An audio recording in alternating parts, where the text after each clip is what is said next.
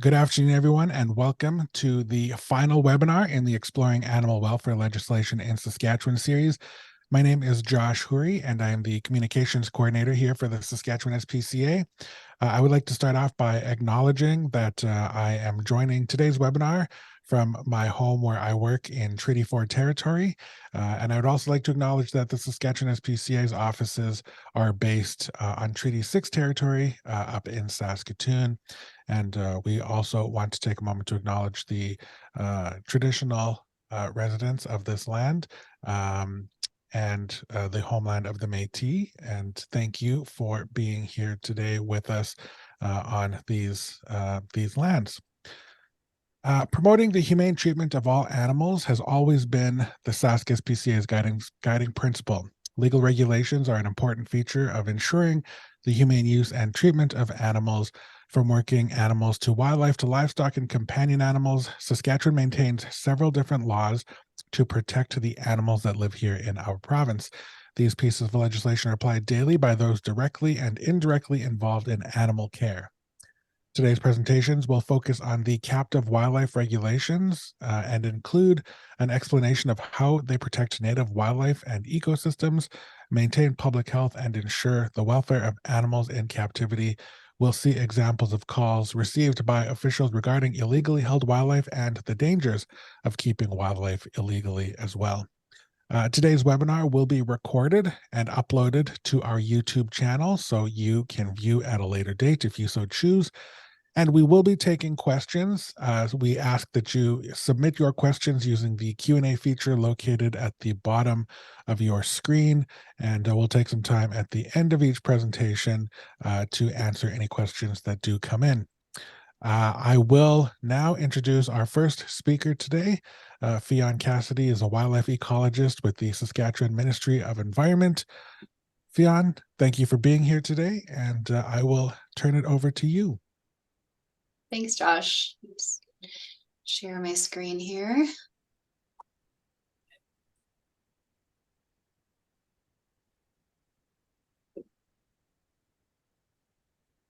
All right, how does that look?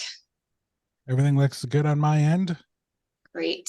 All right, good afternoon, everyone. Today I'll be talking to you about Saskatchewan's captive wildlife regulations, as Josh mentioned. Before I get started, though, I just want to acknowledge that I'm speaking to you from the city of Saskatoon today, and this land is the Treaty 6 territory, so it's the traditional and ancestral lands of the Plains and Woodland Cree, the Saulteaux, Nakota, Dakota, and the homeland of the Métis people. I've been privileged to live and work in Treaty 6 and Treaty 4 territory for about 10 years, and I've really come to appreciate this land and the people that are Indigenous to this place. And I really try and use my own love of the land as a place of connection and learning to move forward in the spirit of reconciliation. So today we'll be talking about the captive wildlife regulations. These regulations were modernized in Saskatchewan in 2021. And now that it's 2 years later, I want to provide a review of the types of changes we made and kind of an update and a comment on how things have played out. So the first thing I want to establish is what we're talking about when we talk about wildlife. So obviously these are the captive wildlife regulations. So the definition of wildlife includes amphibians, reptiles, birds, and mammals, and both native and exotic species. It also includes F1 to F4 hybrids. So that means hybrids that have a wild ancestor or wildlife ancestor within 4 generations. So for an example there, a cross between a dog and a wolf would be an F1 hybrid, and that would be considered wildlife. All the species pictured there on the left are considered wildlife. And as you can see, there's a pretty wide variety of what we're talking about. I also find it really helpful to talk about what's not considered wildlife. So that would be domestic animals like dogs and cats, sheep, cows. Invertebrates don't fall under the definition. So even though some people have exotic pets like tarantulas, they're not included under these regulations. Fish are not included under wildlife. And hybrids that are 5 or more generations removed from a wild ancestor are also not considered wildlife. So those species and animals all have their own regulations, but they don't fall under these ones. So I guess the first place to start is, why is it important to regulate wildlife in captivity? And if you take one thing out of this presentation, I hope it's this. The captive wildlife regulations are in place to help protect native wildlife and ecosystems, to maintain public health and safety, and to ensure the welfare of wildlife held in captivity. So I'll talk on some specifics and examples of how this manifests through the presentation, but I'd like you to keep that in mind when we're talking about all the different examples, because everything relates back to one of those 3 fundamental reasons. So the people impacted by the captive wildlife regulations, like what do these regulations regulate? These apply to personal possession of captive wildlife, so pets, but other institutions like zoos could have captive wildlife, wildlife rehabilitation, falconry, which is the hunting of wild quarry with the use of trained birds of prey. So falconry birds are considered captive wildlife. These regulations also apply to captive upland game bird activities, so the raising and release of birds like pheasants for sport. They apply to scientific research on captive wildlife, and also the import and export of these species in and out of Saskatchewan. So for a little bit of background, the idea that it's important to regulate captive wildlife is not a new one. And the last iteration of the regulations before the 2021 update dated back to 1982. So it's sort of vague, overarching similarities. These regulations also listed native and exotic species that were allowed for personal possession, and it regulated similar activities like the ones I just mentioned. So falconry, zoos, rehabilitation, personal possession.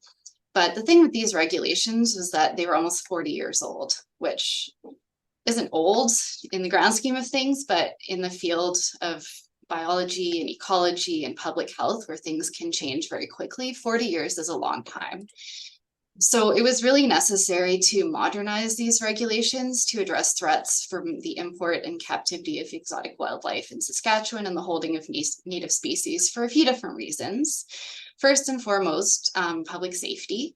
So the reason I have a picture of a crocodile on this slide was that actually under the old regulations, crocodilians were on the list of allowed species, which for me is kind of a head scratcher. Like, that seems like a bad idea, but you know, public opinion changes, things change in 40 years. So that's an example of something that was needing to be updated. Disease issues. So the other picture I have on this slide is a bat being swabbed for white nose syndrome, which is a recently sort of emerging disease from 2006 or 7, I believe, that is decimating bat populations across North America, but wasn't even on anyone's radar back in 1982. So the way that we treat wildlife now obviously has to be updated to reflect different disease risks that we now know about. We're also much more conscious of potential impacts to native species and ecosystems now. We recognize the damage that invasive species can do in outcompeting our native flora and fauna. Conservation status of species has changed, and our understanding has also changed. So we wanted to make sure that our new regulations prevented the trafficking of rare species. And also, the public understanding of animal welfare has really evolved over time. So what was considered acceptable, 40 years ago is probably not what's considered acceptable today. We just understand so much more about the physical and sort of enrichment needs of animals that are being held in captivity. So all that to say, an update was definitely needed.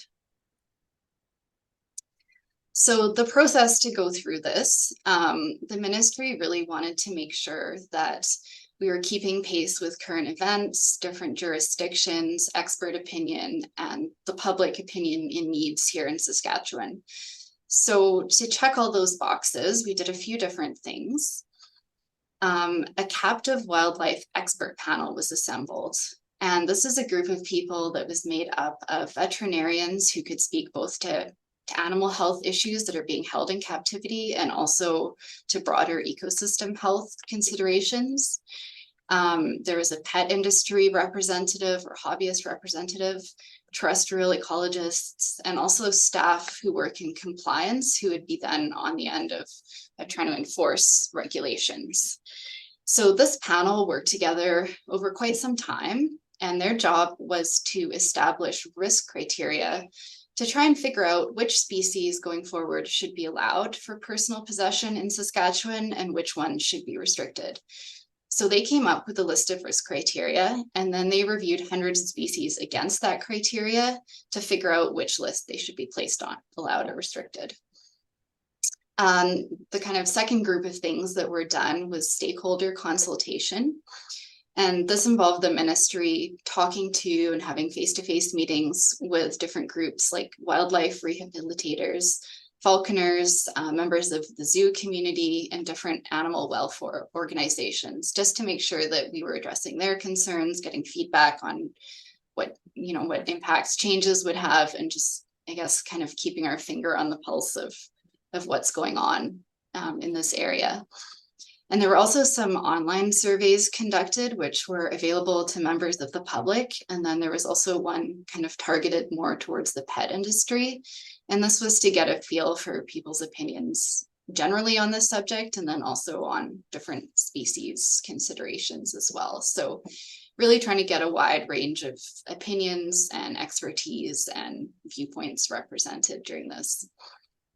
One thing that became really clear to the ministry was that this was going to be a long-term transitional approach. And that was really important because people obviously are going to need time to make changes and to meet new requirements. Animals still needed to be cared for properly during the transitions, and people need support to make those transitions. So we wanted to balance moving things in the direction that we wanted to go with sort of meeting those needs as well.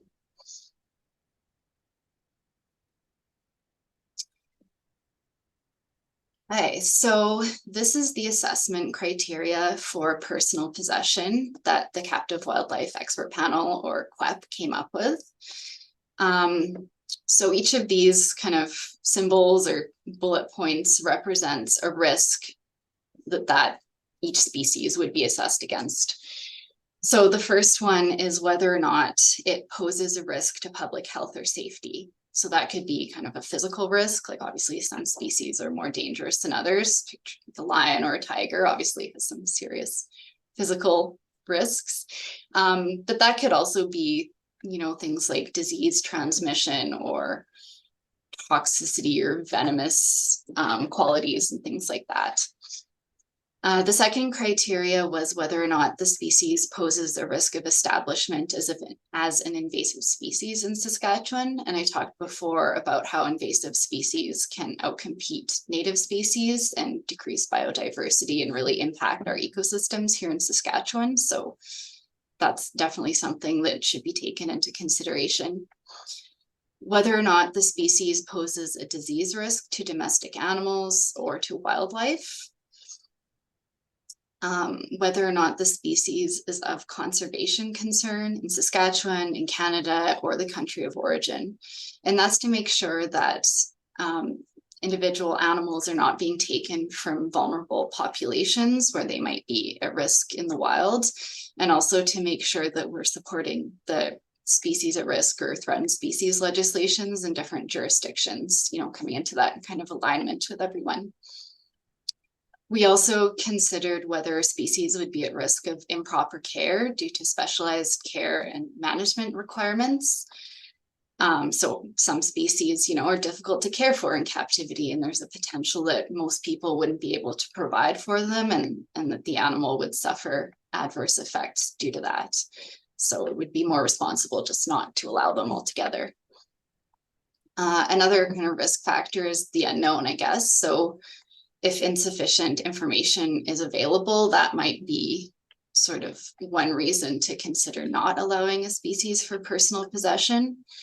And if the species is a native Saskatchewan species that could be taken from the wild, also reason not to include it on the allowed list, both for population effects, like just taking animals from the wild, and also for potential disease transmission risks. You know, if an animal has been kept in proximity to people and then released back to the wild, that could have negative consequences. There are also other considerations that were taken into account. So these are the green points here, and these are kind of points in favor. So if a species had a lengthy history of a stable captive bred source of animals, that might be a point in favor of including it on the allowed list, knowing that species or animals aren't being taken unethically or from vulnerable populations. And also if the species is a well-established pet in Saskatchewan, that might be a point in favor of allowing it to continue as that. So those were the risk criteria through which all the species on the allowed and restricted lists were run through to decide which list they should be on. And the product of that process is two different lists under the captive wildlife regulations. So the allowed list is made up of low risk exotic species, so species that didn't flag any of those risk factors on the previous slide. And these are species that are available for personal possession, so as pets, and there's no licensing requirements around them. On the other side of things, we have the restricted list. These are high-risk exotic species or native species, and these species are not available for personal possession. There is a license required to possess them, but there's only very specific license types available, which are zoo, falconry, wildlife rehabilitation, upland game bird, or scientific research licenses. So you'll notice there's no license for personal possession of a restricted species. And then the restricted list was further divided into Division 1 and Division 2. And this was done to facilitate a transitional period when the regulations first came into effect, while still having the effect of reducing the number of restricted species held for personal possession and making sure that risks to health and safety were minimized. So again, the allowed list, exotic species that pose minimal risk, and there's no license required to import them into the province, to export them, hold, breed, or sell them. So anyone is allowed to do those activities. There's more than 600 different species on the allowed list, and some examples are probably pretty familiar to you. So we have a golden hamster, bearded dragon, a zebra finch as examples of allowed species. So if you're a pet owner or a hobbyist in search of an exotic pet, these are your options. You should be choosing something from the allowed list. There's the restricted list Division 1, was made up of overtly dangerous species. So for example, a cougar, a crocodile, different primates. Also on this list are protected species. So for example, birds that were listed on the Migratory Bird Convention Act, and species that were never legal for personal possession. So for example, dagoos and sugar gliders have never been legal for personal possession in Saskatchewan. And people with Division 1 species were not allowed to keep them. So they worked with the ministry to move them out of the province or as quickly as possible. And that's due to the human health and safety risks and considerations. Division 2 species, so these are still restricted species, but they were the ones deemed not overtly dangerous, but they did meet one or more of the other risk criteria, which meant that the province did not want to allow them for personal possession going forward. But we did take a transitional approach to recognize the fact that some of them are changing status. So some of these species were previously legal to hold as pets and now were becoming illegal to hold as pets. So what we did was we allowed people to keep animals of these species if they notified the ministry within 6 months of the regulations coming into force. So there was basically a transitional period or a grandfathering period to allow people to declare and keep pets that they already had. It's important to note that this distinction between Division 1 and Division 2 was really important when the regs first changed, because it allowed people to keep the restricted pets that they already had if they weren't considered overtly dangerous. But now that the transitional period has ended, no one is allowed to acquire any restricted species for personal possession, and species like currently held species that are Division 1 or undeclared Division 2 are equally as unlawful. So there's no real distinction between the two lists going forward.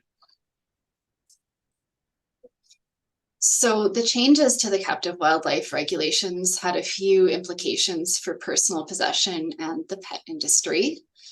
It meant that the variety of amphibians and snakes and lizards and parrots that were available as pets was pretty significantly reduced. And that's because on the old legislation, these groups were listed very broadly, and now they've been assessed on a species specific level to better kind of understand the risks. And some of them were found to have risk factors attached to them. Another big change is that crocodilians are now on the restricted list because of the danger to public health and safety. And some turtles and tortoises and ball pythons were made legal because they were deemed to have minimal risk attached to them. Some of the wording changed. So the prohibition of poisonous snakes was amended to venomous reptiles because that actually reflects the risk that's involved with those animals. Again, no personal possession of native wildlife.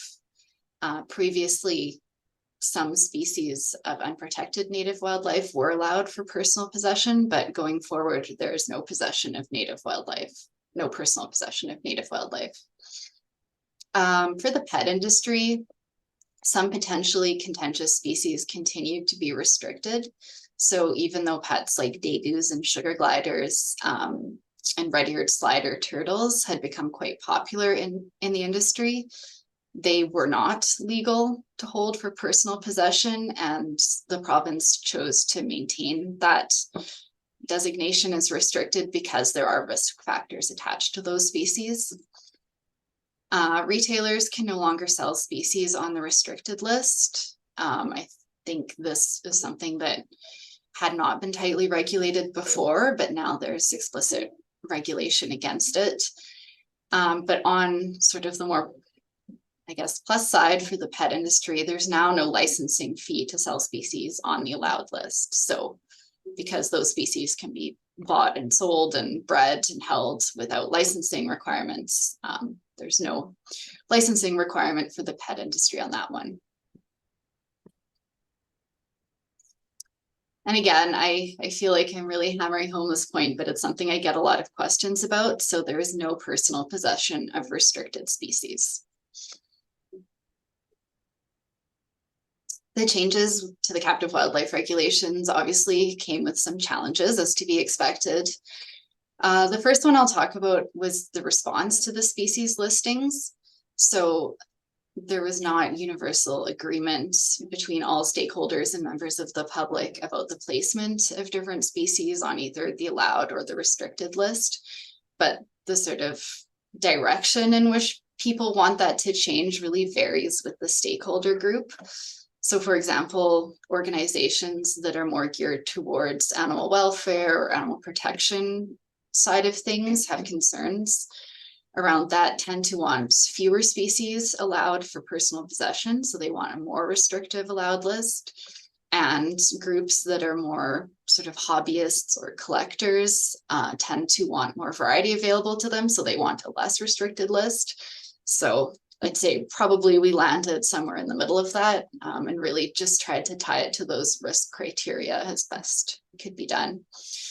As I mentioned, there were also some contentious species that people really felt strongly about, like sugar gliders and degus.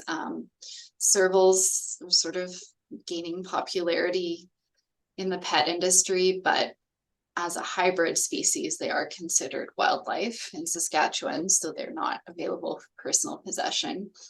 But they definitely had people who would wish for us to change that. However, they had never been legal for personal possession, so that was maintained going forward. Another thing that the ministry dealt with or needed to mitigate was the fate of the existing pets when the regulation changed. So we didn't want to create a situation where people were disposing of pets without regard for their welfare, or releasing them with possible ecosystem consequences. So to try and mitigate that, one thing we did was to have that transitional period so that people who had pets that were not dangerous could continue to have them for the lifetime of that animal. And we also, wherever possible, tried to work with people to give them time to find solutions for animals that they no longer wished to hold or were no longer allowed to hold. And we were really lucky to have the support of a few different stakeholder groups, rescues, the Saskatoon Forestry Farm, Park and Zoo, in trying to sort of facilitate different options for those animals. We really tried to work with people to find a good solution for them, and humane euthanasia of the animal was always sort of the last option. If there was another option available, we would try and explore that. Another consideration is access to healthcare for existing pets. So we didn't want to create a situation where animals were not able to access healthcare because they may have been on the restricted list. So it's important to note that the ministry did not prohibit veterinarians from providing care to these animals, even if they were listed as a restricted species. Excuse me. And then a couple of other sort of logistical and administrative challenges as well. Identifying species can be difficult, and it's important in species-based legislation. So definitely relied on sort of a suite of experts who have some knowledge in that area. And last but not least was the unlisted species. And those are species that people declared as having as pets in the province, but that hadn't been assessed by the captive wildlife expert panel. So they were not on the allowed or the restricted lists. So those species are currently sort of treated as Division 2 species. People are allowed to continue holding them, and our plan going forward obviously is to assess those species.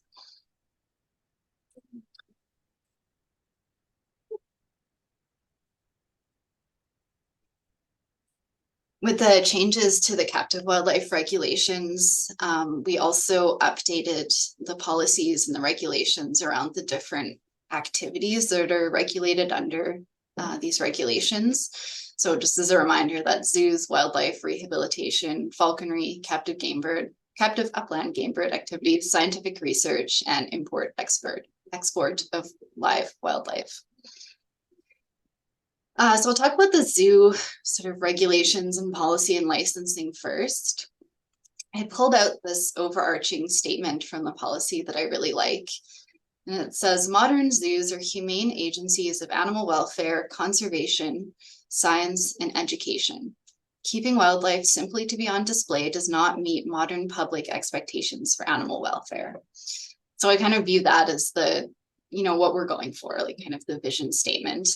So then there are several changes that were made to the policy to move us in that direction. So probably the biggest one is that new zoos require accreditation from Canada's Accredited Zoos and Aquariums, or CAZA, or equivalent, to be licensed in Saskatchewan. And that's just recognizing that CAZA has really well-developed guidelines for husbandry and welfare and education. There's a wealth of scientific research and expert knowledge that those are based on. And by holding our zoos to that standard, it kind of ensures that we're in alignment with the highest standards available across all jurisdictions. So those are much more robust than anything that was outlined in the previous version of the captive wildlife regulations. Existing non-accredited zoos are required to meet higher standards over time.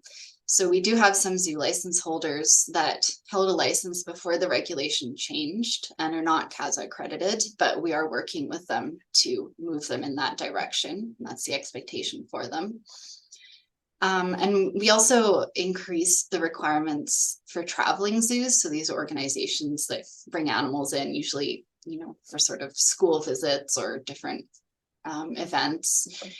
And now these are subject to health checks, animal welfare plans, emergency procedures. We ask them to supply how the animals are being transported, all that kind of stuff, just to make sure that everything's being done in keeping with our standards of animal welfare and conservation, science, and education. There is an annual license fee of $100 that was added to the zoo license. And again, that's, you know, partly to provide support for the licensing sort of effort that we're putting into this, and also just to, just to sort of show that, you know, this is something that we take seriously and it's important to uphold these standards. The second policy and license that I'll kind of go into is the wildlife rehabilitation policy.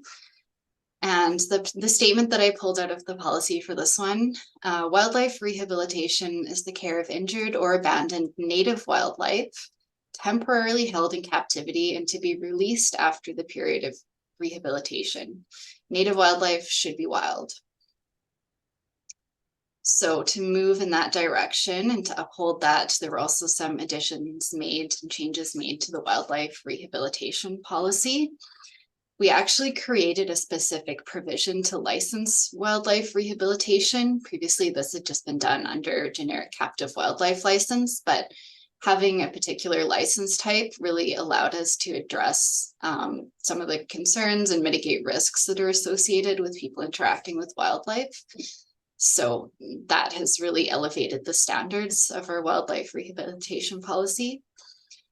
There is also now a prohibition of rehabilitating dangerous species. So that includes things like bears, cougars, moose, adult white-tailed deer, adult pronghorn, those sorts of things. And that's for the safety concerns, both of the rehabilitators and also the potential danger of having habituated members of those species then released back into the wild.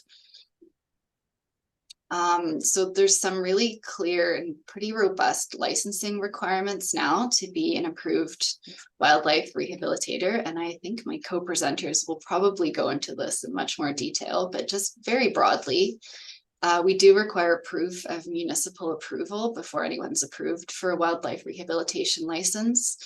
There's education that's involved, both in terms of animal care and response and handling of wildlife, and also disease risk and disease transmission mitigation. And then the rehabilitators actually have to pass examinations on these topics before their license can be issued. We've tied a lot of our standards to the International Wildlife Rehabilitation Council. So facilities have to meet these minimum care standards, and one of the courses that the rehabilitators take is put on through this organization. And again, that just ensures that we're tied to the best standards out there and the most knowledge across jurisdictions. We're keeping pace with current events. We also require that our rehabilitators have veterinarian support for whatever they may need, and also to provide advice and a little bit of oversight in their operations as well. We also added a provision that native wildlife and care are not the property of the rehabilitator. They remain the property of the Crown. And that sort of ties back to the idea that the ministry really supports the idea that native wildlife should be wild.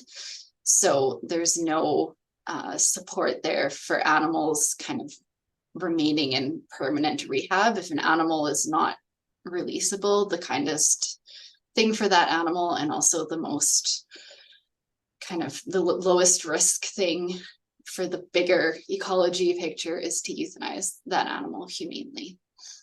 There's no license fee for the rehabilitation license, to recognize the fact that these organizations are nonprofits and that they do provide a service to Saskatchewan, which we are appreciative of.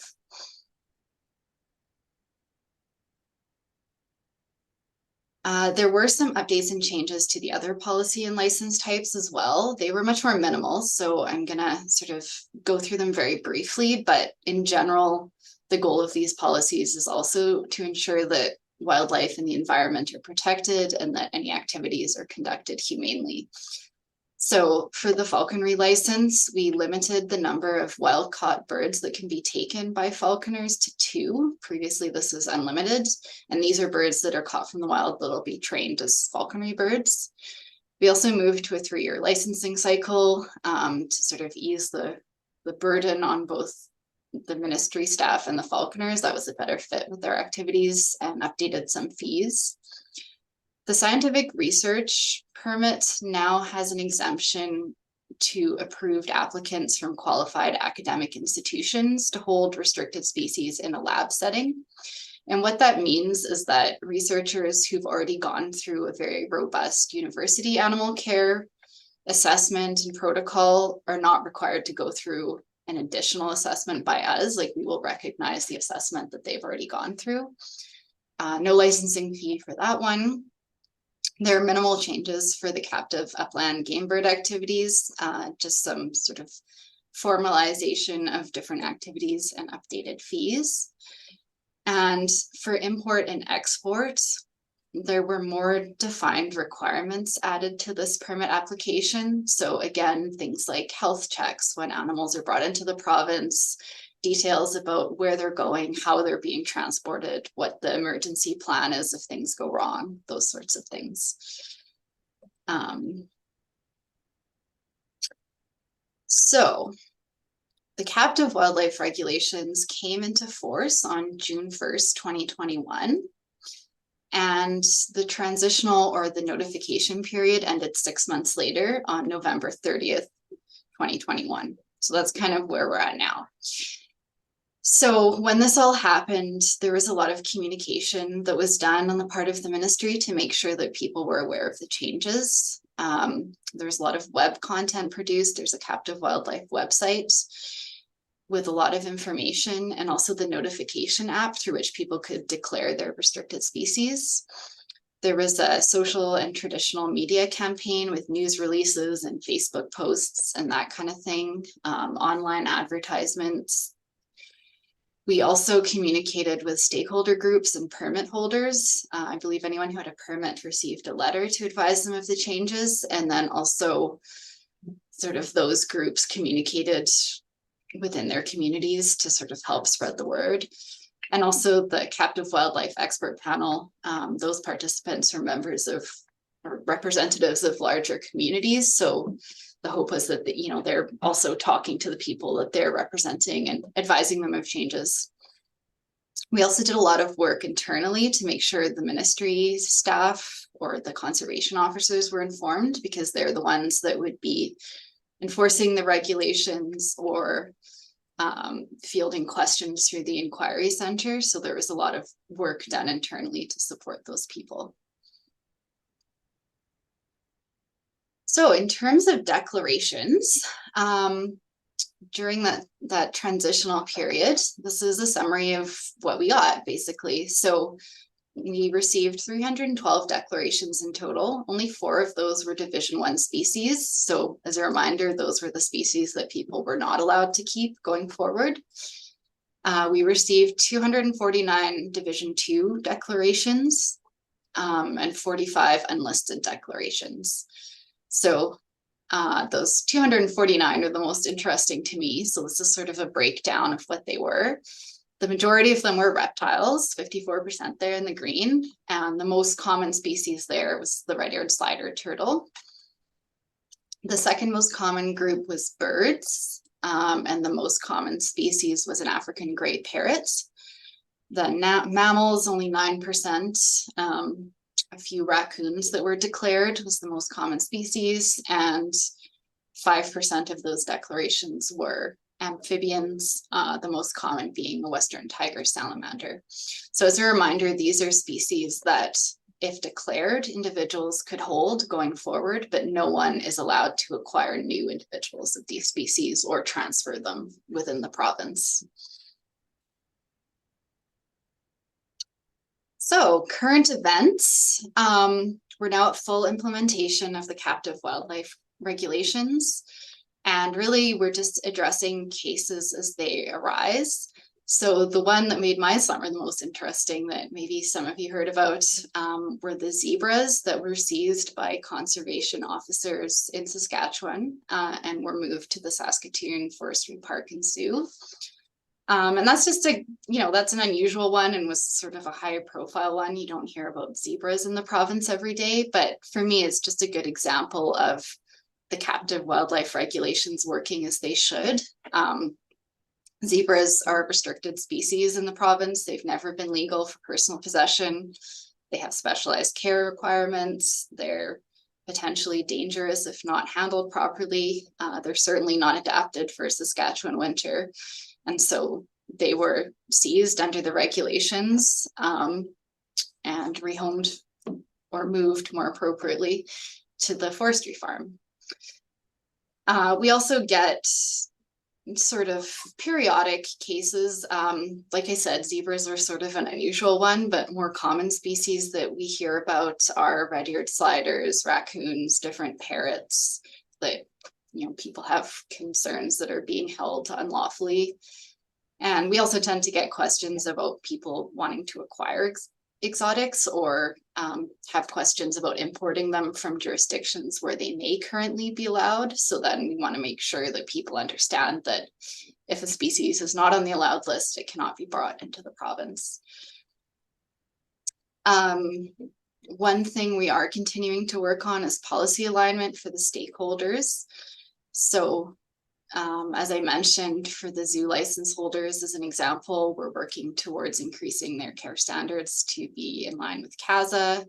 Some other tweaks here and there as the new policies take place. We are working on ongoing communication and education, so such as this webinar, really taking the chance whenever possible to keep spreading awareness for these regulations because they are important.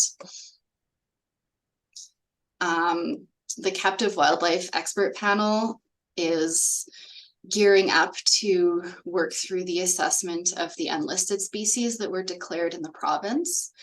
And then eventually, once that process is complete, we're looking at amending the regulations and placing those species on either the allowed or restricted lists as they're assessed, and also removing those transitional provisions for the 6 month transitional period, since eventually that will no longer be relevant since the transitional period has ended. So what I'd like to leave everyone with today is, again, to reiterate why we have these regulations.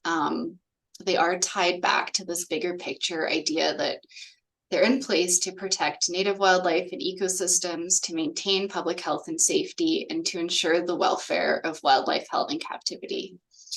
So keeping that in mind, I really believe that everyone has a role to play in this. So some ways that people can help to support this, pet owners and retailers, it's really important that people refer to the allowed list before acquiring captive wildlife. So when you're doing your research about potentially acquiring a new pet and you're figuring out, what it eats and how it lives and how you're going to house it, your first probably thing should be to figure out if it's allowed to be in the province as a pet at all. That will make everyone's life a lot easier if you make that determination to start with. And the other thing that people can do is to declare their restricted species. And this is a bit of a tough one because people are no longer allowed to hold these restricted species that are declared, but we really do encourage people to do the right thing. These regulations are in place for a reason, and we really, want to try and work with people to find solutions, but also to support these regulations. Welfare and rescue organizations play a really important role in this. So these groups contacting conservation officers regarding surrendered species that people might be asking if you can take them or any other concerns you have is really important, just to make sure that everything is done in keeping with these regulations, because rescue organizations don't necessarily have permission to take restricted species under these regulations either. So it's just really important to kind of work through that with the support of the ministry. And on that note, upholding these regulations, like I've discussed, they're in place for a reason. And they're very well supported by experts in science. And it's really important that the different people and organizations that work within them follow them and uphold them and support them. And last but not least, assisting with education. This is huge.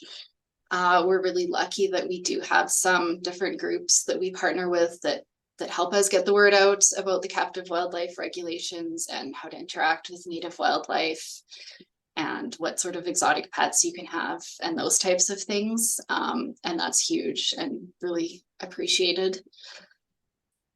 And just as a member of the public, it's really important for people to stay informed about legislation that protects wildlife. So this includes the captive wildlife regulations, and it includes other legislation and different jurisdictions might apply. So just be informed is the key one there. Contacting conservation officers or licensed rehabbers with concerns is definitely the best thing to do. A lot of the time people see a situation that they want to help native wildlife in and they get involved, but it's really easy to do more harm than good in those situations, and what you're doing may not be lawful. So it's really best practice to contact someone who is allowed and qualified to deal with that situation first. And keeping wildlife wild, like wildlife is best left in the wild doing its thing, and we can appreciate it and care for it by doing that. So with that, I direct you to our website. It's saskatchewan.ca/captive wildlife. There's a wealth of information there. We have the allowed list, the restricted list, some frequently asked questions, lots of information. And if you can't find the answer to your question on that website, there's also contact information for the Ministry of Environment Inquiry Center, which you could contact for more detailed questions. And then if they're not able to help, they will refer you to someone who can. So this is a really great starting place. I encourage everyone to visit. And I'm not sure, that's my presentation. I'm not sure, Josh, did you want to do some questions or did I take up too much time? We have two questions that we'll get to, and then we'll move on to our next presenters. The first question goes back to one of your slides where you referenced restricted animals, and you mentioned sugar gliders and dagoos. So the question is, curious why sugar gliders and dagoos are not allowed. I guess the part of the question is that they've never been allowed, so we chose to continue forward with that. When they were assessed against the risk matrix that the Captive Wildlife Expert Panel developed, dagoos actually have a risk of becoming an invasive species in Saskatchewan, especially in the south, kind of like the more sort of sandy areas. Like if you picture, we actually have an Ord's kangaroo rat in Saskatchewan, which is a species at risk, which occupies sort of like scrubby, sandy habitat. And dagoos potentially could occupy similar habitats. So just because they had never been legal and because there are risks for them becoming invasive in the province, we chose to maintain them as a restricted species.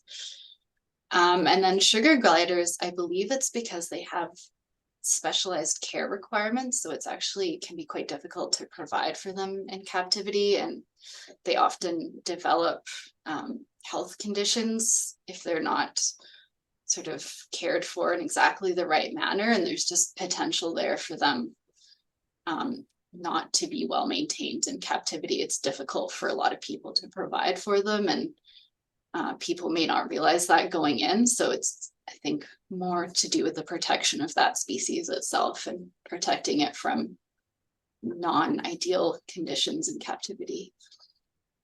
Well, thank you. Next question we have, are falconers allowed to possess endangered raptors? They are not, as far as I believe, in Saskatchewan. I don't know why I'm sort of drawing blank. I know they're not allowed to take listed species from the wild for sure. I will have to double check whether or not they're allowed. I don't think I don't think they're allowed to possess species at risk, even if they're captive bred, but I would have to double check that.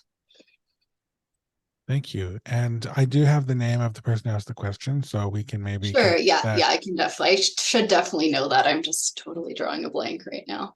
Cool. Thank you. And then the last question here before we move to our next presenters. Where do game farms fall? So, for example, venison producers. Game farms are under the Ministry of Agriculture. Okay. So they're separate from captive wildlife. They have their own set of regulations around them. Awesome. Well, thank you. And do keep the questions coming in. We will get to more questions at the end of our next presentation. And our next presenters, we have Bonnie Dell from the Wildlife Rehabilitation Society of Saskatchewan, who's been with the team since 2017. And we also have Megan Lawrence from Salthaven West, and they're going to speak to us about, I guess, practical ways that the animal protection regulations are utilized here in Saskatchewan. So I will turn it over to you, Bonnie, and you, Megan. Thank you for being here today. Oh, you're on mute, Bonnie. We can't hear you. Sorry, we are now the Wildlife Rescue Society of Saskatchewan, not rehab. My just apologies. to correct you. My No worries, apologies. that's okay. Now I'm just trying to bring you up, and as you and I knew would happen, it's not bringing it up. There it is. Here. Share. And how do I make it full screen? There should be up in the top where it says slideshow in the top right-hand corner. Click that and you should be good to go. Awesome. Thank you so much. You're welcome. We're just going to start with our land acknowledgement. I acknowledge that in Saskatchewan, we are on treaty land, and I live and work on Treaty 6 territory. We pay our respects to the First Nations and Métis ancestors of this place. So today we're just going to tell you a little bit about what we do and how we work under the captive wildlife regulations. And we want to stress the importance of always contacting a licensed wildlife organization like ours before attempting to rescue or help wildlife on your own. So we are the Wildlife Rescue Society of Saskatchewan, or WRSOS, and we've become an essential service in the province because there's not many people answering the phone to help you immediately if you have something in your yard that you're worried about, or you've hit an animal on the highway and don't know what to do. So we fill a big role in the province. We run the Provincial Wildlife Helpline, and we facilitate rescues all across the province. And we are governed by the Ministry of Environment, and we follow everything laid out by them in our permits. We were established in 2006, and we have approximately 150 volunteers throughout the province. And we are unique in Canada. No one else runs a provincial helpline and rescue service like we do. So our helpline hours of operation are now 9 to 5 every day of the year, 365 days a year. And yes, we do answer calls on Christmas, and we really do get calls on Christmas Day. People in Saskatchewan really love wildlife, and we see that in our calls increasing year over year. And even this November, we've had the busiest November on record. And I forgot to add, we receive no government funding. We actually, as a group, fundraise to provide the services that we do here in the province. We fundraise to pay staff to answer the telephones, etc. So we're definitely a nonprofit.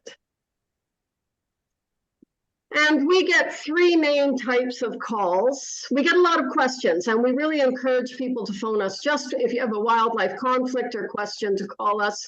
But the three main types of calls we get, the first is for injured wildlife. And members of the public can sometimes mistake normal animal behavior as being abnormal. So if we get called, we're going to ask an awful lot of questions. This was an obvious injury on this little coyote who had been hit by a car and had a fractured leg, and he was operated on, rehabbed, and released through Salthaven West in Regina. You can see, and we love that collar on there that they usually put on dogs, but this is on a wild coyote. We get lots. The spring is busy for us with orphaned wildlife calls. And again, we're going to ask a lot of questions because the best place for baby animals is with their family, not in a rehab facility or your living room. So we will always ask lots of questions about that. This little skunk was found next to the body of its dead mother on a road. So, you know, that was pretty obvious that this guy needed help. And again, he was brought in, rehabbed, and released. The third type of call we get a lot, well, quite a few calls about, and they're always really difficult calls. Animal cruelty, which is very hard on our volunteers, and illegal possession. So you can see in this picture that something doesn't belong. There's a little skunk baby in the middle of those kittens nursing off a mother cat.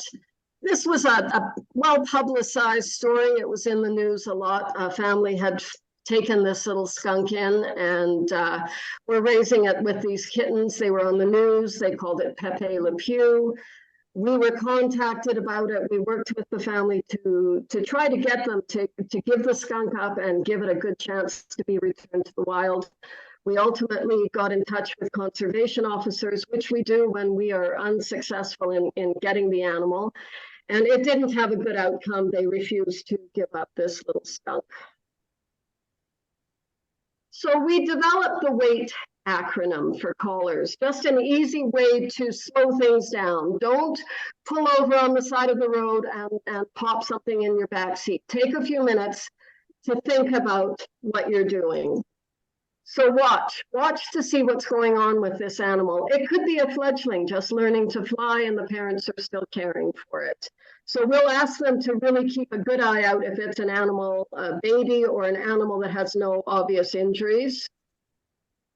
To assess it, you know, what sort of shape is it in? Does it have fur? Is it big enough to be on its own? Again, this could be a case of a hare or a bunny being old enough to be independent, but still looking too small to the collar. They think that it needs help when it really doesn't.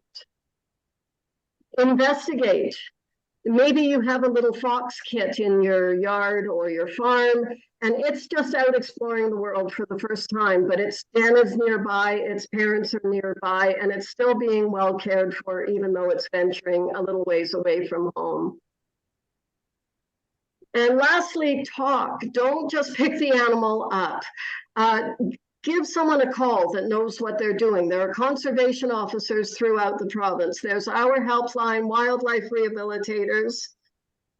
If anyone picks up wildlife, I'm pretty sure they're going to have to Google how to feed them, how to care for them. Never a good idea, but that's what people do.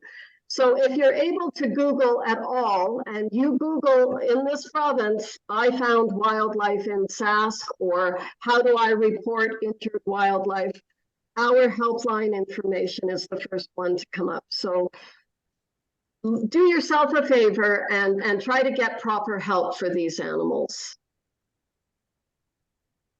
So we hold both provincial and federal permits allowing us to rescue, contain, and transport wildlife. Our volunteers are, under our permit, allowed to hold on to and house wildlife for up to 24 hours while we work out transportation to get it to the nearest licensed rehabilitator or one of our target veterinarians. it's a big province. Sometimes we can't get them out the door in 24 hours. And then we ask for permission from the nearest CO, and they're always happy to give it to us. So we work under certain conditions with our permit, and something all these birds have in common is they're listed on the species at risk list. So we are not able to just rush out and pick up a bald eagle. We have to stop and phone a conservation officer and get permission first before we head out to rescue one of these birds. And that's because they're so protected, because their numbers are low in the province. And again, that's something that the general public wouldn't know and may take one of these inadvertently when they shouldn't, thinking that they're helping them. And also, as Ffion mentioned, there are species that we are simply not allowed to rescue, and those are the ones on the dangerous animals list, which are all on here. We are permitted to rescue mule deer, whitetail fawns, and pronghorn fawns.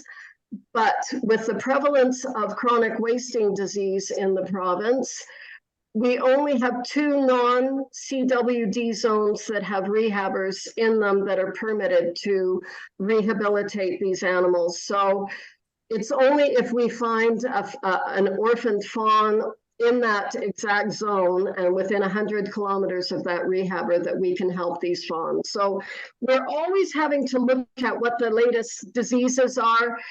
CWD being a big one here, and obviously HPAI or avian influenza, which is back with a vengeance right now. So again, best to call people who are keeping up on all of this instead of trying to do it yourself and risking spreading disease. And then there's the rabies vector species, or RVS. So all of these are mammals, and mammals can have or carry rabies. Again, we do not want the public handling these animals. Best to send trained, vaccinated volunteers. Our volunteers who go out for RVS have their rabies pre-series of rabies vaccinations, and we keep track of their titers that they send to us. They get tested every 2 years, and we keep a very good record of that.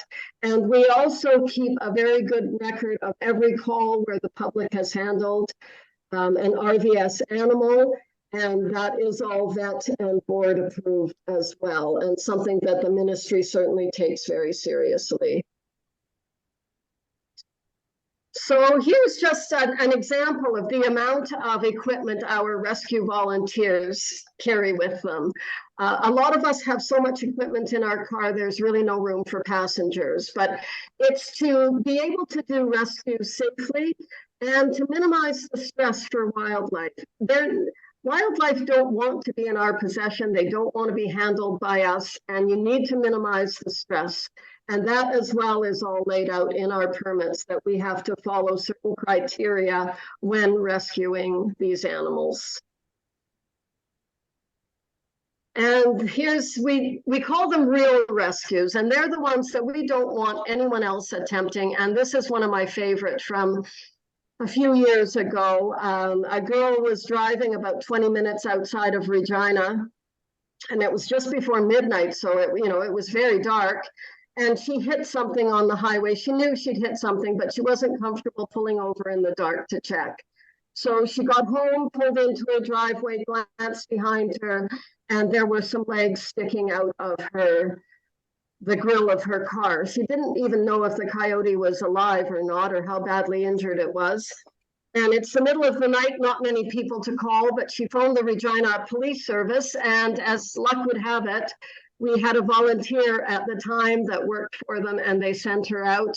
And with the caller holding a flashlight, she disassembled the entire grill and safely, without incident, got the coyote out, contained, and I think it spent about 6 weeks at Salthaven, and she was lovely to work with and successfully rehabbed and released. So that's one of our favorite rescue stories, which leads me to one part of the captive wildlife regulations that really disappointed us.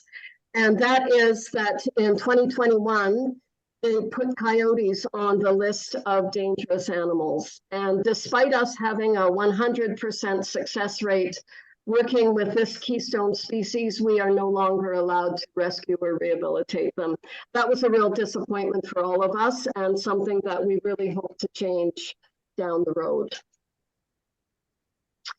Transport, this is a bit blurry, but you can see it. So this is just an example of some crates, etc., in the back of a vehicle. And again, even transporting wildlife, we have certain stipulations on our permit that we have to follow. And we just want people to call us before even thinking about bringing a wild animal into their home at all, or putting it with livestock or chickens. We had a case last year or the year before of a family rescuing a great horned owl, and they kept it in a hotel room with them overnight, and the owl tested positive for tuberculosis. So that family had been put in a very dangerous situation by housing that bird right in the room with them. And because of all the diseases we deal with, it's just not advisable to do anything with wildlife without calling someone in the know first. So please do keep that in mind. Wildlife and mental health. This is an all too common call now that we're dealing with, and actually something kind of new just in the last number of years. This fox, I think it's Megan is holding him, he was live trapped and kept in a small live trap where he couldn't even turn around, he barely turned around, not fed, not given water for days. The man would just toss him a few cheesies every few days. Finally, someone reported it and we were able to bring him in. He was fattened up and released shortly after, but for no rhyme or reason, people do things like this. We had a call, a really hard call last year. Someone had come home from Alberta to visit a family member and discovered they were keeping a raccoon in their dark windowless basement in a very small cage and just feeding it sugared cereal. And we worked for such a long time trying to get the address so that we could go in and get this raccoon out of a really awful situation. But they were worried about a breakdown in a relationship with this person, and we never did have a resolution to that. So these are really difficult calls for us. So we're just going to give a few examples of kidnapping that we've dealt with over the years. This is Megan again. We seem to keep using your stories, Megan, because we work so closely. This is a beautiful vulture that was left on the side of the road with some food a number of years ago. And our volunteers went out and they realized he was very tame, very used to people. And it also turned out he had a very badly broken wing. And so people had kept him for a lot longer than they should have. I guess they realized they'd made a mistake when they placed him back on a road with some food. But he would have really suffered with the injury that he had. It was very painful. Animals don't show pain the way people do. They may not have known about it, or maybe when they discovered it, that's when they put him on the side of the road. But sadly, despite him being a bird in really good condition and one that was easy to work with, he had to be euthanized because they'd kept him too long and the injury was beyond repair. Put the bunny back. You will see this every spring from every rescue and rehab organization in North America. It is the biggest issue in the spring. Hares, bunnies, they naturally just leave their babies scattered around. So you might be out and find one lone little adorable bunny that you think is orphaned, and it's not. They're born without scent. That way, their mothers leave them unattended during the day, and because they don't smell like anything, they're safe from predators. It's common for kids to find them, someone gardening that picks them up, and they phone us, hopefully they phone us, and we tell them just put them back where you found them. The mother is caring for them. It may seem cruel and heartless to us that she leaves them all day, but as we've said, they have to feed and eat too, and it's the safest thing for these babies. They are high stress animals. They do not do well in captivity. And most people who have tried to raise them themselves phone us within a day or two because they go downhill so quickly. And lastly, I'm just from right to left, I'll give you some examples of some illegal possession calls we've dealt with over the years. On the right is a fawn that people had kept for weeks. She's wearing a lovely jeweled collar and leash and was being trotted around a campground. And luckily someone phoned us and we were able to get conservation officers out. It's no life for a fawn to be on a collar and leash by itself. And that's actually very, very cruel. This badger picture, this was a one of a kind call for us. A family had been driving, they came upon a tiny, tiny badger next to the body of its mother on a country road. And they took it home and they looked after it and kept it for many months. But as he got bigger and bigger, they realized that they were worried that he wouldn't wild up and be able to be released, and they contacted us. We sent a volunteer out, met them along the highway, and they got out of the vehicle holding the badger like a newborn, and he couldn't have been happier. But when she went to contain him in a crate to bring him to a rehabber, his demeanor changed, to say the least. And after much discussion and involving wildlife biologists, we agreed to let the people keep this badger in a pen in their yard they had built for him and essentially ignore him and let him grow up wild.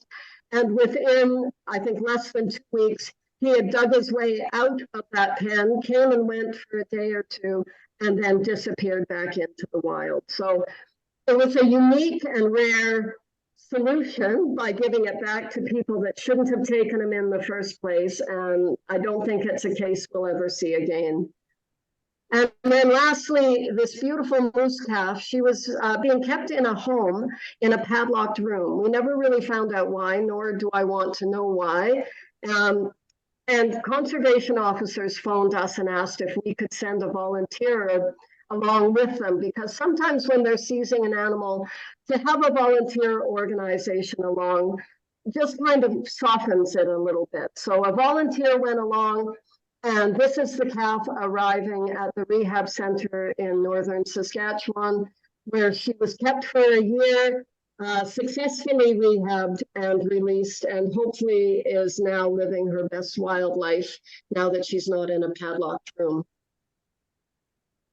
And these are our links, and if you scan the QR code in the bottom, it will take you to our website. And thank you so much, and thank you, Josh, for having us here today. Really appreciate it. Thank you, Bonnie. It has been a great presentation. And Megan, I'll hand things over to you. Great, thank you. I'll get my screen all ready to share.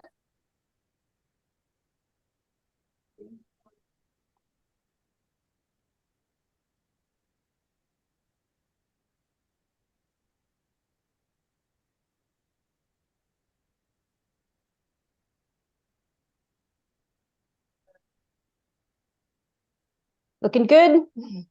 Yep, everything's Perfect. everything's rocking on my end. Great, thanks very much. Yeah, as everyone mentioned, I'm with Salthaven West Wildlife Rehabilitation. We're a rehabilitation center right in Regina. We take in birds, mammals, reptiles, and amphibians. Personally, I have about 20 years experience in wildlife rehabilitation. I was a volunteer for 10 years in Ontario at the Ontario Centre and moved to Saskatchewan about 10 years ago and started Salthaven West here. We do about 1,500 patients a year. At any given time, we can have anywhere from 30 patients in the clinic up to 130 patients in the clinic. So summer and spring are obviously our busiest time. We are permitted by both the Saskatchewan Ministry of Environment and Canadian Wildlife Services to do the work that we do. And we report back to them. A lot of what rehabilitators do is reporting every species that we get back to them so they know what we got in, what happened to it, where it went. So it is a lot of work. We service a lot of communities across southern Saskatchewan, of course, with the help of WRSOS. They do a lot of these transports to us, as there's not a lot of people that are willing to drive 2, 3, 4 hours to bring us a patient. So we work closely with WRSOS to get patients from these communities to us. So we've talked about the captive regulations, and now we're going to talk about why people shouldn't be, the general public shouldn't be in possession of wild animals. Wildlife rehabilitators, we go through a lot of training, we take a lot of courses, as do the rescue volunteers. Of course, veterinarians and conservation officers go through a lot of training and have extensive knowledge on wildlife. So they're able to recognize issues and diseases in wildlife. So of course, there's some human health and safety considerations. The first one is ectoparasites. So these are the bugs that you see on the external parts of the wildlife. And I would say that 90% of the patients we get in have at least one of these, if not all of them. So it's fun when people are, bringing a baby squirrel to you that they've been holding or cuddling, and you tell them it has fleas, and they kind of jump back and they get scared. So it's important that if you've had an animal in your house that you disinfect it, or you can have an outbreak of fleas or mites in your house, and that can affect your family and your pets. Another health and safety consideration is injuries from wildlife. They can be quite unpredictable. Double-crested cormorants, as our clinic manager Angela is holding here, they have long, sharp beaks, and they can strike out, they can cause lacerations, scratches, as well as herons, bitterns, those kind of things. So if you're not used to handling them, they can actually cause severe damage to you. Raptors are another one. They have very long, sharp talons that if they get a hold of you, that can hurt. So any of these can cause infections for yourself or long-term issues. I know someone that had their orbital bone fractured by a goose, and took a while to recover from that. And of course, zoonotic diseases. These are infectious diseases that are transmissible from animals to humans. Raccoon roundworm is one that we are concerned about, which is why we don't rehabilitate raccoons here at Salthaven West.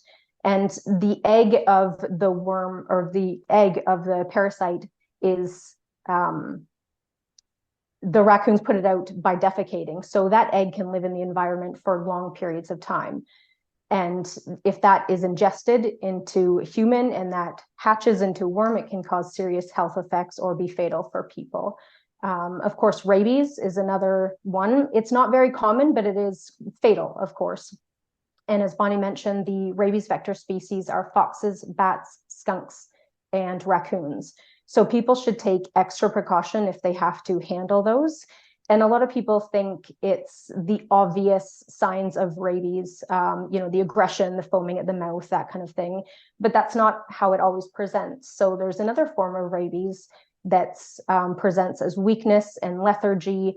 So people, think the animal is calm and friendly, and if they get bitten by it, they may not realize that it could have rabies. Bats, of course, have very small teeth, so you may not even realize you've been bitten by a bat. Avian influenza is one we're seeing around the province quite a bit right now. Unfortunately, we're getting dozens of calls a week about sick, dead, and dying ducks and geese. And at this point, there's not much we can do. All the government agencies are recommending that they just be left alone. It's highly contagious to other birds, and it is a zoonotic. So we can't put ourselves and our volunteers at risk. Another consideration if you're picking up wildlife is your own pets at home, as well as livestock if you live on a farm. Snow geese are one of the main carriers of avian influenza, and as they're traveling during migration, if they're landing in a field and a farmer picks it up, brings it home, and puts it near its chickens or its ducks or its turkeys, there's a huge risk that you can infect that entire flock. There's also other diseases, distemper and parvo, that foxes and raccoons can transmit to your pets. And trick is one that pigeons have quite often. So if you have pet birds at home and you've brought a pigeon home to care for, that can be putting your pet birds at risk as well. Well, let's talk about the issues for wildlife, having them in captivity if you don't have proper training. We see a lot of caging and housing injuries, unfortunately. This great horned owl was kept in a wire dog crate for several days before they reached out for help. And every time he would flap his wings, the feathers were getting caught in the bars. So he broke all of the feathers on that wing. And unfortunately, with feather damage like that, we have to wait for them to drop the broken feathers, molt them out, and grow in new healthy feathers. So this owl had to be in care for a lot longer than it needed to be. It was healthy, it recovered from the head injury. However, we had to hold it for a longer period of time to allow the feathers to grow in so it could fly. Splay leg is a common one for baby birds.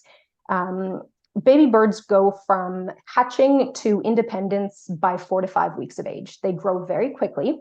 So if they are housed in a container or something that is not appropriate, what happens is if it's slippery, like the bottom of a box or a plastic carrier, the legs grow out and from the sides. And as they grow, the legs are permanently flattened out and they can't stand. So because they grow so quickly, even a day or two on an inappropriate cage or substrate can cause permanent damage for a baby bird.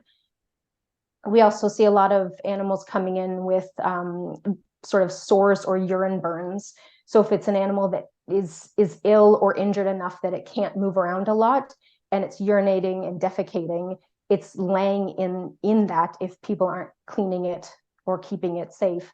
And they end up with sores and injuries on their body. And then we end up having to put them on antibiotics. So we have to keep them, again, longer than we should.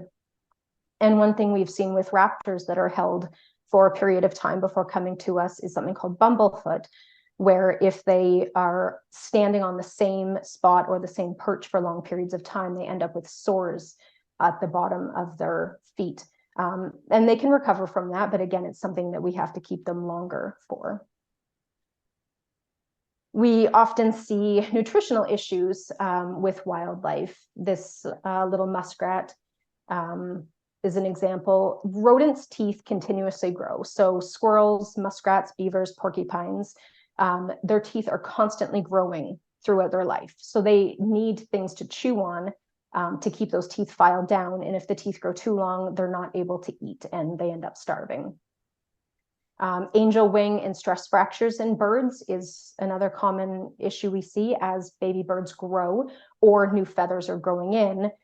If they're given an inappropriate diet that's not nutritionally sound, they end up with issues for their feathers. So there's stress fractures in the feathers, and that makes the feather weak. So when they're flying, that feather can just break at any time, and then they're not flighted anymore, which would cause issues for them being able to hunt or migrate. Bloat and diarrhea is unfortunately a very common one for people that have held baby squirrels or baby bunnies for a period of time. Bonnie mentioned Googling things, and for some reason, the first thing that people find online is to feed them cow's milk.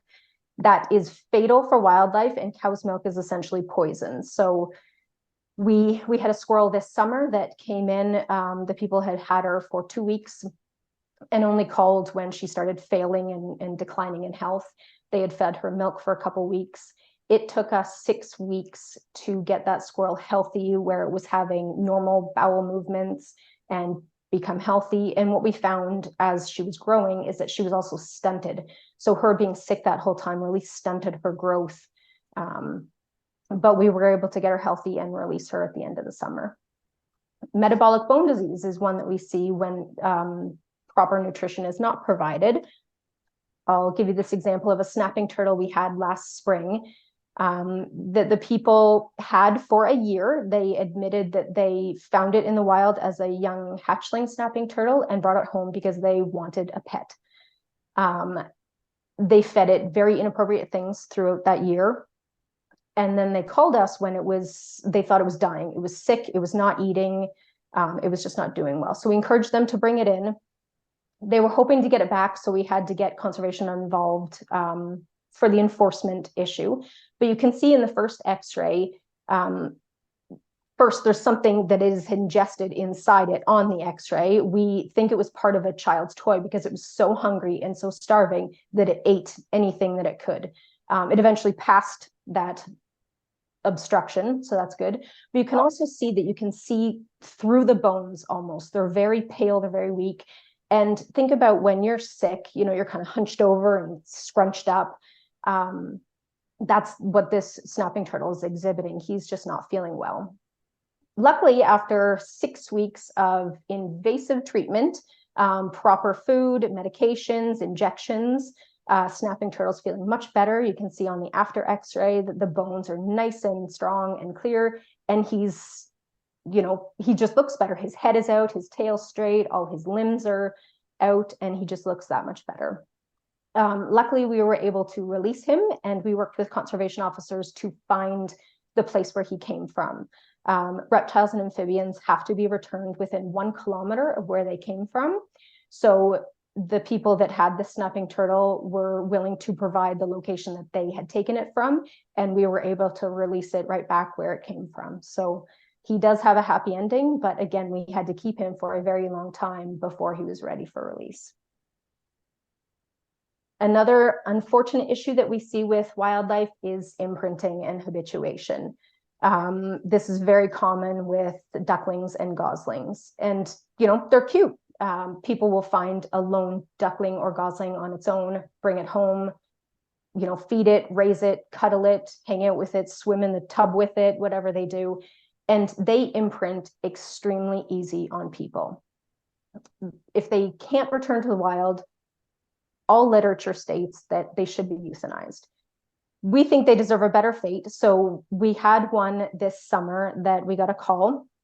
A juvenile Canada goose walked into a Houston Pizza, literally in the middle of the city, looking for help. So we were able to go retrieve him, could tell right away that he, you know, was habituated and imprinted on humans.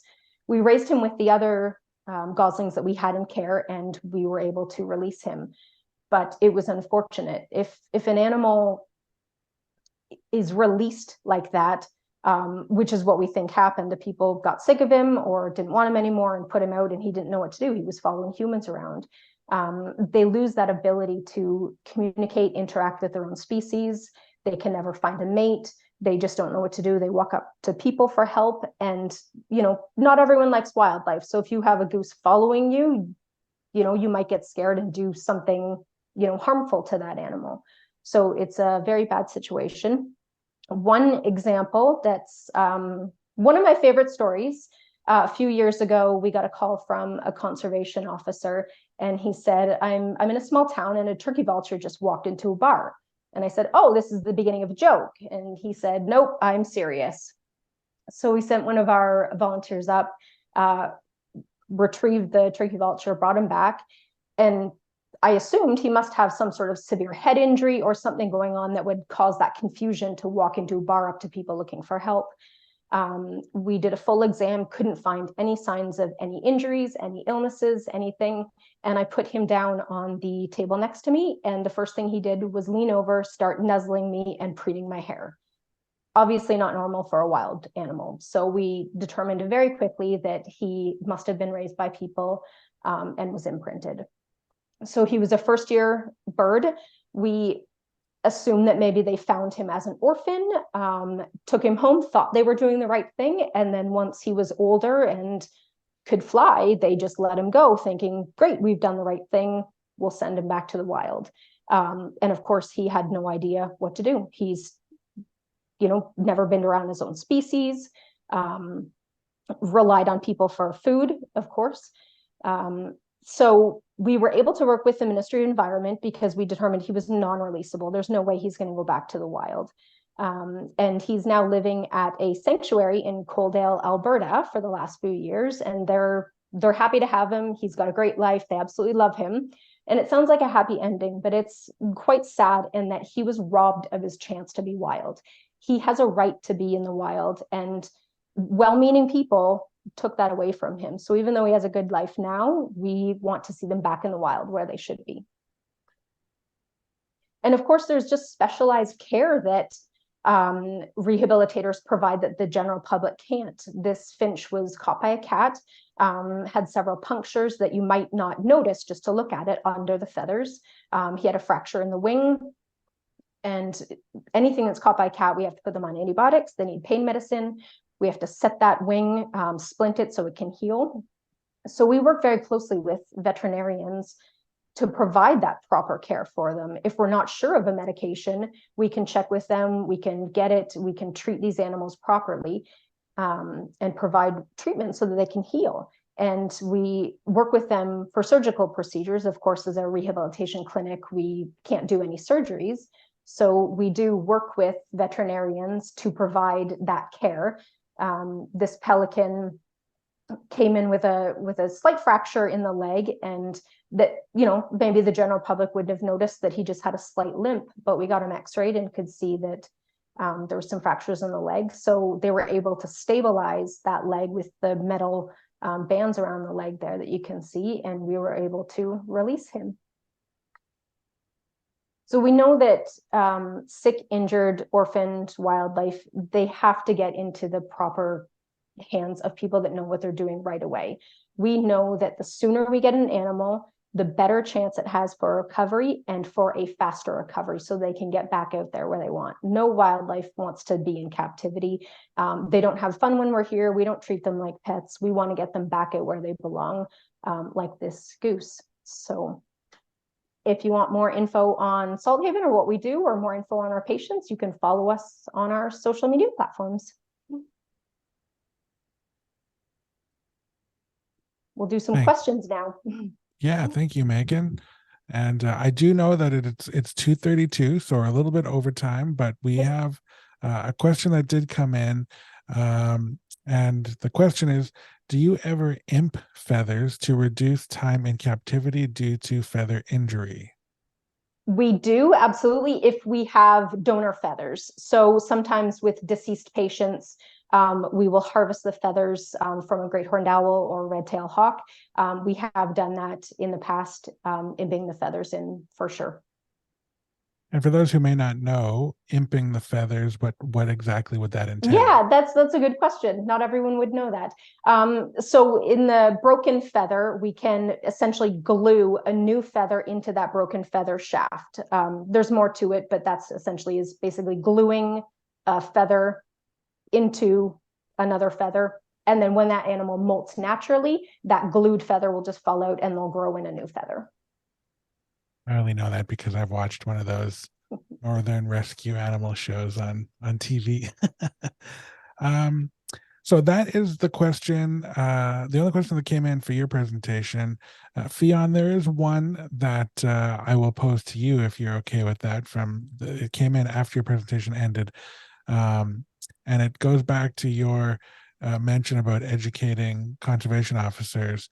This question is, you mentioned education to COs. How about to clerks and tips staff who often give out false information on wildlife? Yeah, I'm sorry that someone's received false information on wildlife. It's not good. Yeah, we do work with those groups to educate them and make sure they have the right reference materials so that when they're answering questions, they're giving out good information. I guess I would encourage someone, if they think they have not received the right information, to maybe bring that forward. Like, that is a concern, and that's not something that I want to see happen. But like I said, we do our best to make sure that, you know, we have training sessions and reference material available for people. But I mean, it's also, it's an imperfect system, I think. So, you know, sometimes people make mistakes, and yeah, if there's any specifics behind that, like, I would be happy to address them more specifically if I could, like if there's an area that we need to work on. Yeah, so it is a question from an anonymous attendee, but if they wanted to reach out to you directly, is that possible? The best way to do it would be through the inquiry line. Okay. But sort of if they gave some context, that would then be referred to me. It's just our general point of contact is the Ministry of Environment's Inquiry Center. So okay.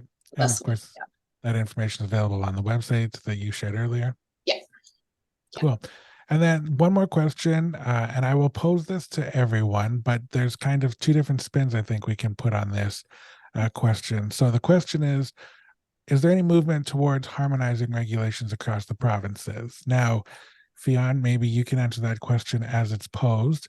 Are you aware of there any movement to harmonize the regulations across the provinces?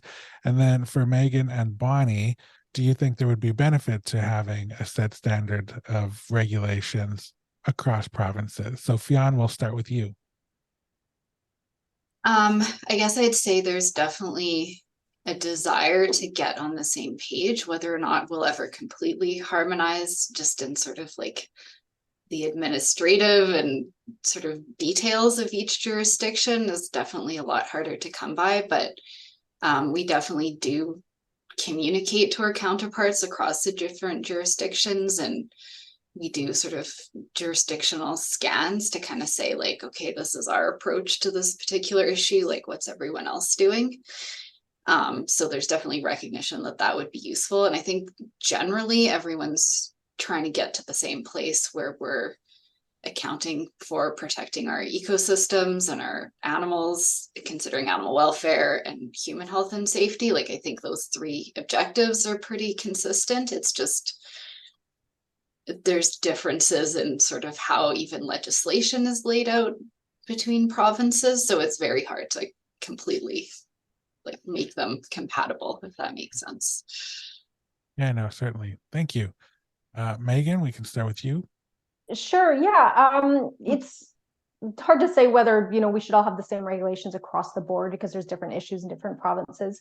But we do work with other provinces. So I mentioned Archie, the turkey vulture. They are allowed to possess native wildlife in a sanctuary setting. So we work with other provinces where we can send animals like that instead of putting him down. We've sent pelicans to Manitoba before, of course, with permission of the Ministry of Environment and Manitoba counterpart of Ministry of Environment, because we had to overwinter this pelican and we just don't have an appropriate spot for it. So we send it there with the conditions that it would be sent back. So we do work with other provinces in that way. Well, thank you. And Bonnie? Well, I have to say, we like having a good relationship with our local MOE, and it would get bogged down should it become more of a national system.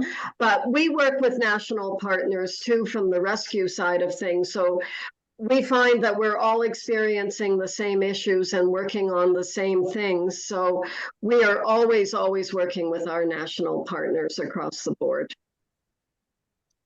Well, that is good information to have. And I would like to thank all of our presenters here today for sharing your knowledge and expertise with us. It has been very informative. This brings us to a close, I guess, for today's presentation.